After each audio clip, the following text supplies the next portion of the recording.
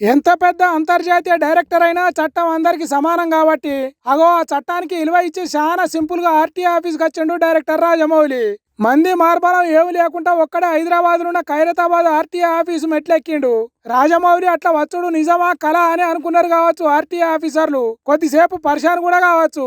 అసలే నా మాటే శాసనం అనే శివగామి దేవిని బాహుబలిని బల్లాల దేవులను పుట్టించినోడాయే గాయంత పరిశాన్ గారా. అట్లా డ్రైవింగ్ లైసెన్స్ రెన్యువల్ చేసుకునే దానికి వచ్చిన రాజమౌళిని ఫోటోలు దించిండ్రు ఆఫీసర్లు. రాజమౌళి హీరోలు హీరోయిన్లు సినిమాలలో యాక్షన్ చేసేటట్టు డైరెక్ట్ చేస్తే ఆర్టీఐ ఆఫీసర్లు రాజమౌళిని డైరెక్ట్ చేసినట్టు ఫోటోలకు పోజులు ఇయ్యమన్నారు. రాజమౌళి మేడలు అటు ఇటు తిప్పుకుంటా వాళ్ళు చెప్పినట్టు ఫోటో దిగిండు. చూసిండ్రా రాజమౌళికి రూల్స్ మీద ఎంతటి గౌరవం ఉన్నదో. తన మనిషితోని ఓ ఫోటో పంపి ఆర్టీఐ ఆఫీస్ కు ఫోన్ చేసి నేను రాజమౌళిని మాట్లాడుతున్నా నా డ్రైవింగ్ లైసెన్స్ సంగతి చూడు అని అంటే చేసి పెట్టేంత అభిమానులు ఉంటారు. కానీ తను అట్లా చేయలే. సింపుల్ గా ఆర్టీఐ ఆఫీస్ కు పోయి photo దిగిండు. Mahesh Babu cinema shooting కోసం బయట దేశాలకు పోతున్నాడట ఈ నడుమ. అప్పటికే కార్లు నడిపే డ్రైవింగ్ లైసెన్స్ గడువు అయిపోతుందట. దాన్ని పట్టుకొని అక్కడికి పోయి తిప్పలబడు ఎందుకని పోకముందే రెన్యువల్ చేయించుకుంటున్నాడట.